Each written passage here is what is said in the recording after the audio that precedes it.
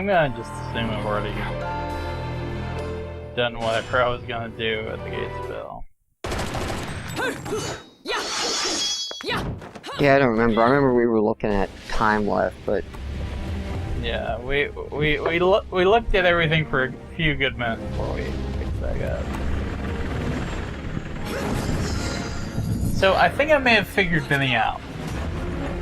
okay. I don't know if you watch PBS's Idea channel on YouTube. I do, actually. But they just came out with a video about Evangelion, and the concept around the video was talking about the concept called the death of the author, which basically means that the author's intention is rendered moot by somebody else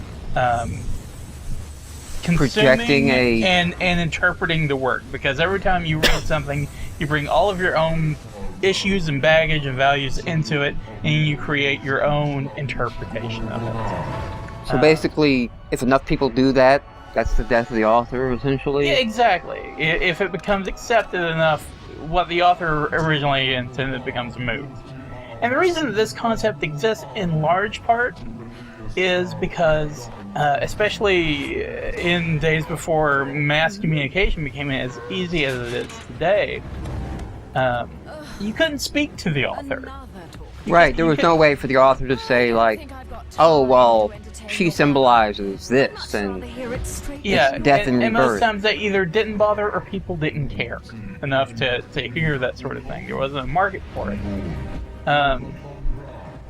And if people want to check it out, I wrote a response to that video on Chainsaw Buffet talking about how not only do I believe that Anno's interpretation of Evangelion is important, it's also part of the work itself. Like, End of Evangelion is a response to people's response about the end of the TV series. Because there's one of the more obvious clues is right before the final scene.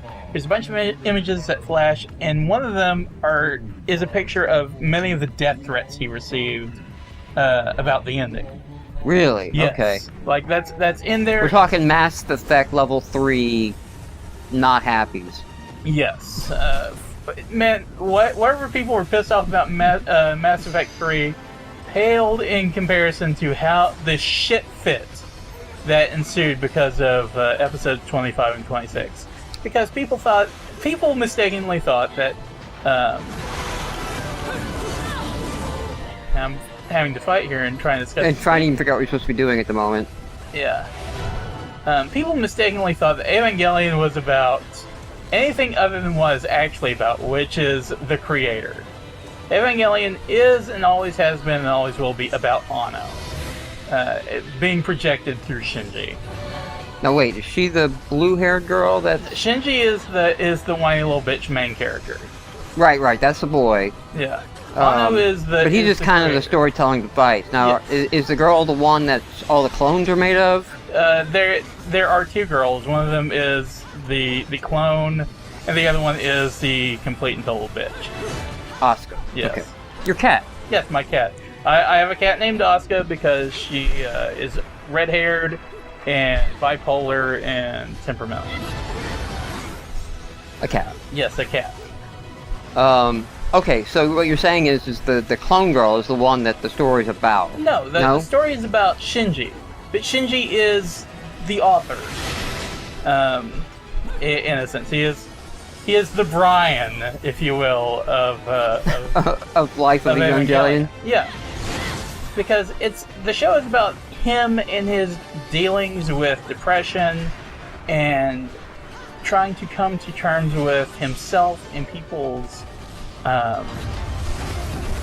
perceptions of him. And that's what 25 and 26 are talking about. You know, there's all this talk about, you know, there's the Shinji that exists in Shinji's mind, and there's the Shinji that exists in Asuka's mind, and the Shinji that exists in Rei's mind, and so on and so forth. Now, let me just say, though, as a guy who's only watched the original series, Right. stopped at 26, right? Yeah.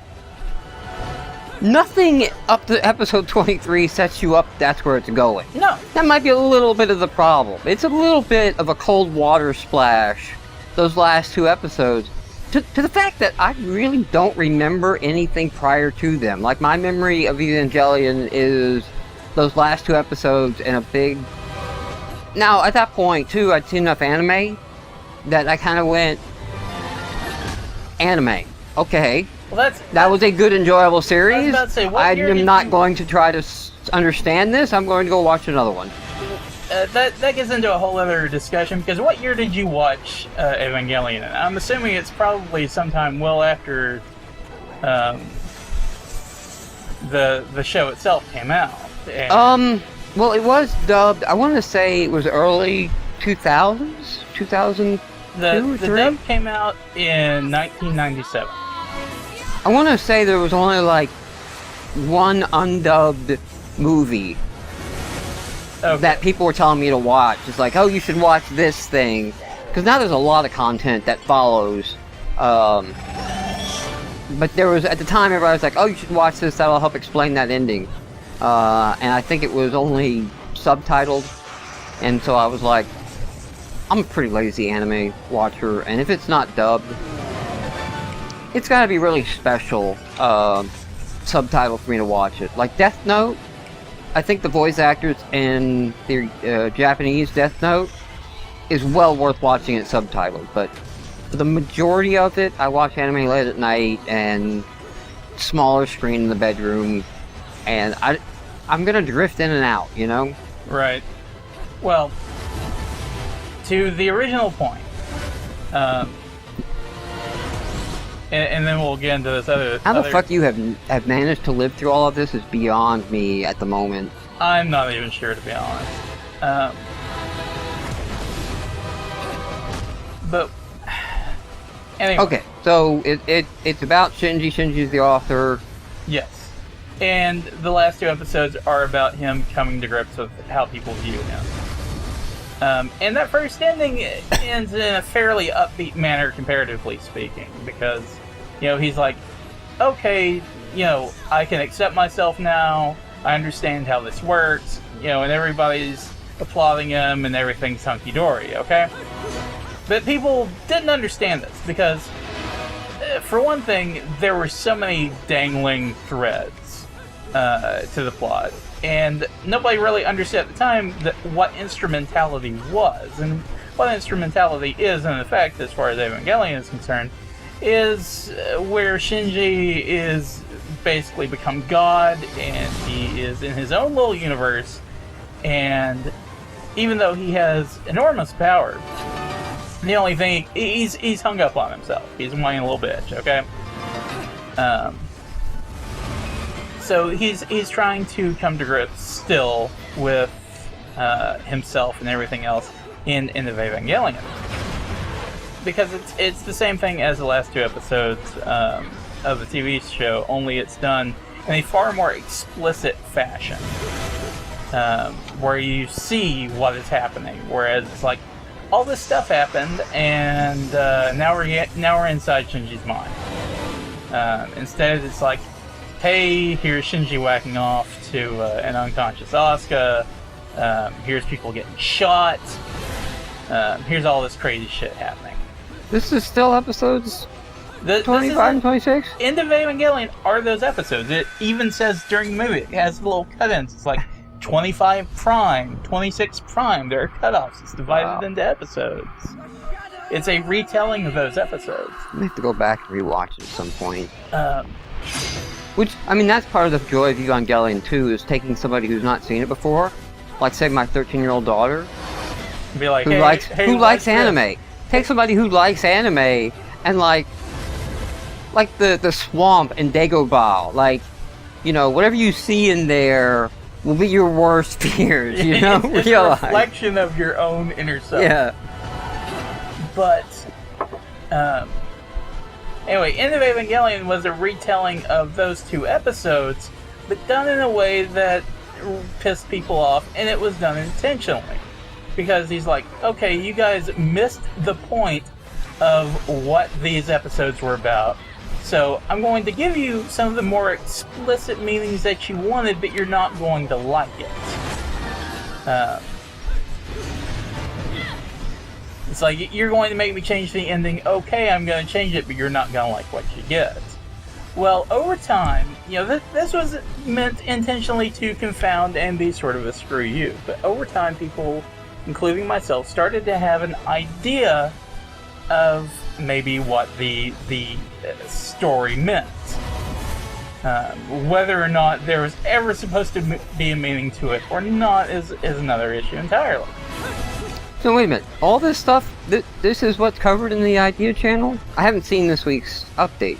It's on Evangelion? Yeah, but I'm sort of expounding on this based on my own knowledge of the show and having talked to people. Okay, it's just held up as kind of like an example. Yeah. I'm like, a lot of props at PBS Idea channel, but I'm like, man, if they can get this deep in Evangelion, I'm a little concerned as to where the public funds are going. Idea channel's ideas are all sort of broad concepts that they put through the lens of something in popular culture, often geek culture. It's a great channel. I mean, it is. It's a lot of fun. Like, they recently did one about BMO as, an expression of feminism in Adventure Time. Yes, because BMO is neither male nor female, but is both male and female. That was just, and it's beautiful because it's, the Idea channel is not like, we're making a statement. We're saying it is. We're just saying, it's just what a if? Concept. Yeah. Let's just smoke a little weed here, and what if DOG spelled God? It's like, that's all we're saying. Right. That's all we're saying. How you're alive at the moment? You're 720p dead. You're only 1080 alive. Okay. Yeah. No, so that's good. Everything you're talking about, though, is really good, though, and I think you have a plan to bring this into Bayonetta. Yes, I do. To bridge that for you, I think that this is an area that, for video games as art, it has to get into. Because I think one of the things, and it's very nebulous, like, what is art, right? But I think, like, one of the things has to be, is there different interpretations of it? Does somebody interpret the same thing differently than somebody else, and then differently from what the artist intended, I mean, a lot of traditional art is even done just for the sake of, what does it mean to you? Like, it's kind of high artsy concept at that point. Yeah. But, some of it's just about, hey, what do you think? I mean, you think the Mona Lisa's smiling, or, she's got gas? What do what's going on there? And I don't think in video games, enough of them leave you with the ability to argue about an interpretation of, the game. Yeah, there's not a lot of room for discussion. It just is what it is. But talking about Evangelion, this is my own theory, and I'm just sort of. Are you doing something else now? You killed the boss, or? No, I'm surfing now. Oh, okay. We're in the second form. I'm in, like, Teenage Mutant Ninja Turtles, the arcade game level shit now.